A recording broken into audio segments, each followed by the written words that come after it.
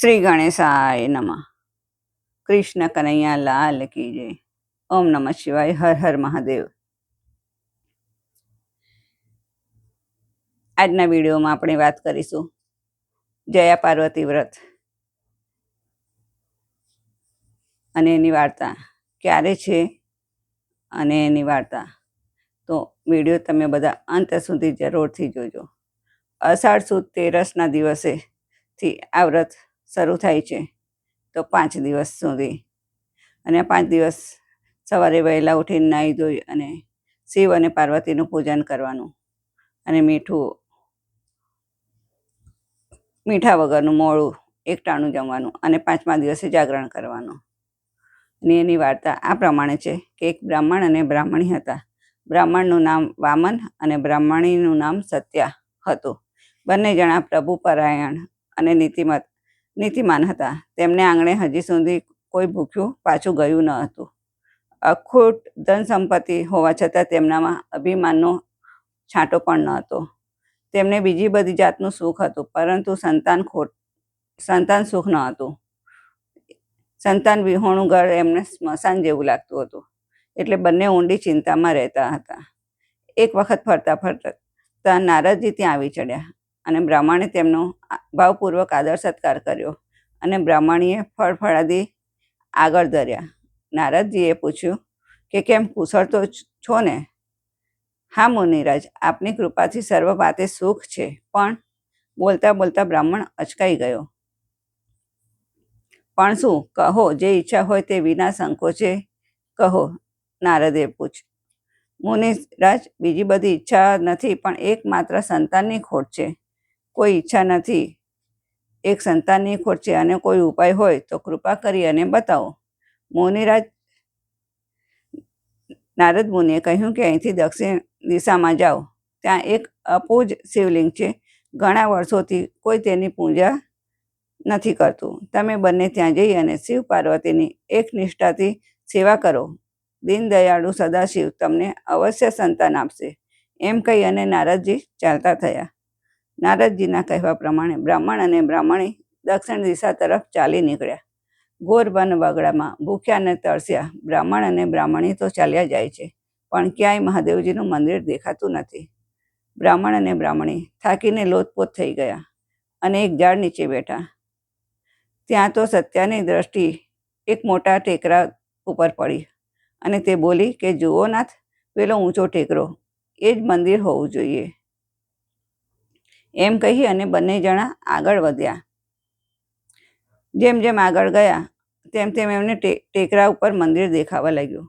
મંદિર જોતા બંનેનો થાક ઉતરી ગયો અને એમનો હરખ માતો નહોતો. તેઓ મંદિરમાં પડેલા પાંદડા, ઘાસ, ઝાંખરા, ધૂળ વાળી જોડી અને સ્વચ્છ કર્યું. સત્યા પાસેની નદીમાંથી પાણી લાવી અને શિવ પાર્વતીને સ્નાન કરાવ્યું અને વામને પ્રદક્ષિણા કરી અને બીલીપત્રો ચડાવ્યા. તે પછી બ્રાહ્મણ અને બ્રાહ્મણી નિયમિત મહાદેવ અને પાર્વતીની સેવા કરવા લાગ્યા. બીલીના ઝાડ પાસે જ હતા, તેથી બ્રાહ્મણી હંમેશા બીલીપત્રો તોડી લાવતી. પણ બ્રાહ્મણને ફૂલ માટે દૂર જવું પડતું હતું. આ બ્રાહ્મણે 5 વર્ષ વીતી ગયા, છતાં ભગવાન પ્રસન્ન ન થયા.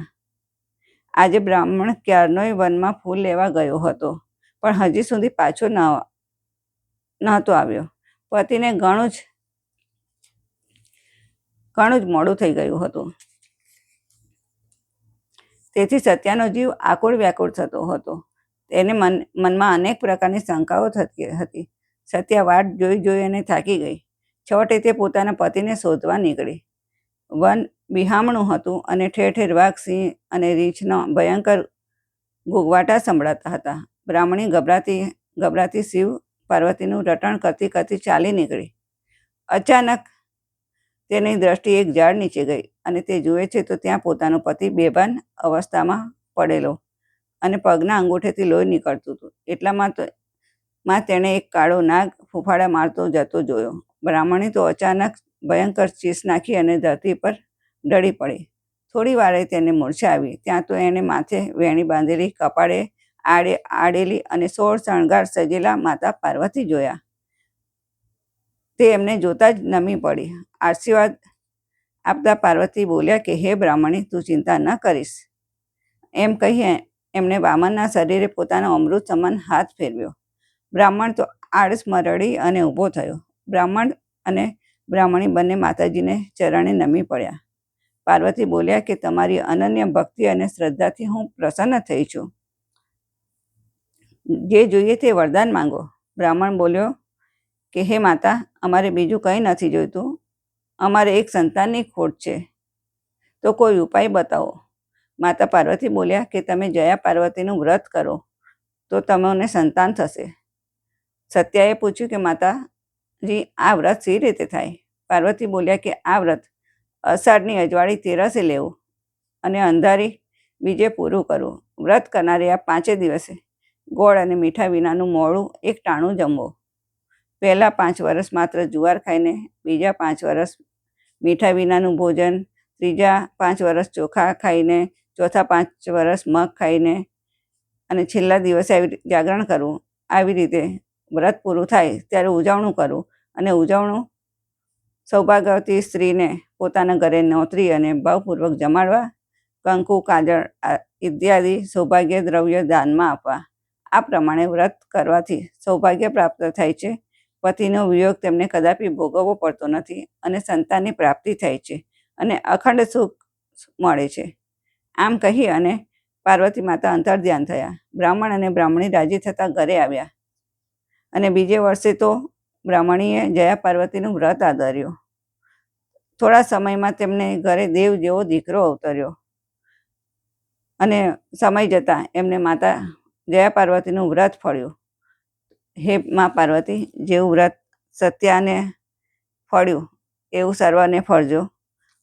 વાર્તાની કથા સાંભળનાર સર્વને ફળજો અને તમારી કૃપા સર્વની ઉપર ઉતરે એવી જ કૃપા. ઓમ નમો ભગવતે. હર હર મહાદેવ.